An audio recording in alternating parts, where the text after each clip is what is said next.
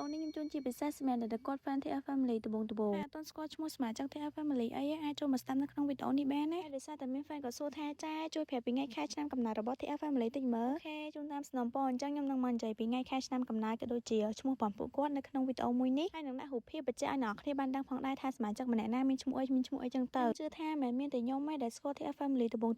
ចង់ដឹងពីថ្ងៃខែឆ្នាំកំណើតពួកគាត់ចង់ដឹងថាពួកគាត់ឈ្មោះអីដោយសារតែសមាជិក TF Family ម្នាក់គឺមុខផ្សេងគ្នាហើយឈ្មោះខុសគ្នាទៀតសមាជិកក៏ច្រើនអញ្ចឹងយើងអត់ដឹងថាសមាជិកមួយណាឈ្មោះអីទេអញ្ចឹងវីដេអូនេះអ្នកដែលគាត់ស្គាល់ TF Family ត្បូងអីអាចមកស្ដាប់នៅក្នុងវីដេអូនេះបានយ៉ាងទៀតអ្នកដែលគាត់ស្គាល់ TF Family ត្បូងអីមិនថាអូនឬមួយក៏បងទេគាត់ថាប្រកាសជាគាត់អត់ស្គាល់ពីថ្ងៃខែឆ្នាំកំណើតរបស់ TF Family ក៏ដូចជាឈ្មោះសមាជិក TF Family នឹងឯងអញ្ចឹងចូលដល់សមាជិកទី1គាត់មានឈ្មោះថាឆាន់អ៊ីហឹងចំពោះថ្ងៃ birthday របស់គាត់វិញគឺគាត់កើតនៅខែ5ថ្ងៃទី9ឆ្នាំ2010ចំពោះអ៊ីហឹងគាត់គឺជាកូនចិនកាត់អង់គ្លេសហើយគាត់មានឈ្មោះអង់គ្លេសមួយទៀតគឺថាចនថានសមាជិកទី2មានឈ្មោះថាឆាន់ជុនមីង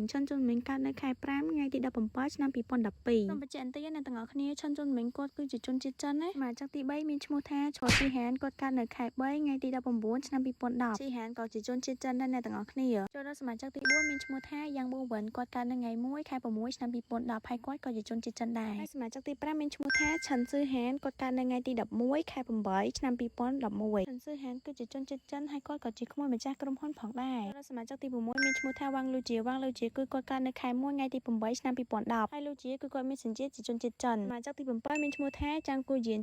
គឺគាត់កើតនៅខែ5ថ្ងៃទី11ឆ្នាំ2009ហើយយ៉ាលូជាមានថ្ងៃខែឆ្នាំកំណើតរៀងស្តៀងចាស់ដែរហ្នឹងហើយលូជាគាត់ក៏មានសញ្ជាតិជាជនជាតិចិនដូចគ្នាអ្នកទី8មានឈ្មោះថាកនជុនឆេនគាត់កើតនៅខែ7ថ្ងៃទី4ចំពោះកនជុនឆេនគាត់គឺជាសិស្សច្បងគេតែម្ដងនៅក្នុងជំនាន់ទី4របៀបថានៅក្នុងក្រុមហ្នឹងមានតែគាត់ទេដែលបងគេបងអស់ហើយចំពោះកនជុនឆេនគាត់ក៏មានសញ្ជាតិជាជនជាតិចិនដែរដូននេះខ្ញុំសូមរៀបរាប់សមាជិក TF Family តែ8នាក់សិនបានអ្នកនរគ្នាចាំតនៅភាគ2ម្ដងទៀតខ្ញុំនឹងថែម8នាក់ទៀតណាសមាជិក TF Family តាំងពីដើមឡើយមិនមានតែប៉ុណ្្នឹងអ្នកនរគ្នាមានច្រើនដូចថាស្មើសមាជិក TF Family ជំនាន់ទី5ដូចគ្នាគ្នាមានដឹងថាឥឡូវហ្នឹងខាងបងក្បែរ Store ក៏កំពុងតែមាន promotion ពិសេសសម្រាប់អ្នកដែលគាត់ទិញឲ្យបានពីខាងគាត់ទៅទិញចាប់ពី5ដុំឡើងគាត់នឹងថែមម្ដុំហើយមិនថាអ្នកនរគ្នាចង់បានប្រភេទកាត់អីទេតារាកូរ៉េតារាចិនអីហ្នឹងគឺថាមានទាំងអស់ហ្មងខាងគាត់គឺមានលក់តែម្ដងអូខ្ញុំស្រឡាញ់ខ្លាំងហ្មងអាប្រភេទកាត់អញ្ចឹងអីនេះហើយខាងគាត់ក៏មិនមានតែលក់តែកាត់តែមួយមុខទេអ្នកនរគ្នាមានលក់របស់ផ្សេងទៀតដូចជាបតោងរូប sticker អីផ្សេងទៀតមកកាភ្លោសំខាន់ណាស់មានទាំង10ទឹកគ្រប់សមាជិក TF Family ទៀតបើអ្នកគ្នាចង់បានប្រភេទ10ទឹកឬមួយកកៅទឹកបែបអញ្ចឹងអីអាចកំងពីខាងគាត់បានដោយសារខាងគាត់ក៏មានស្តុកលក់ដែរចាប់ពីថ្ងៃទី29ដល់ថ្ងៃទី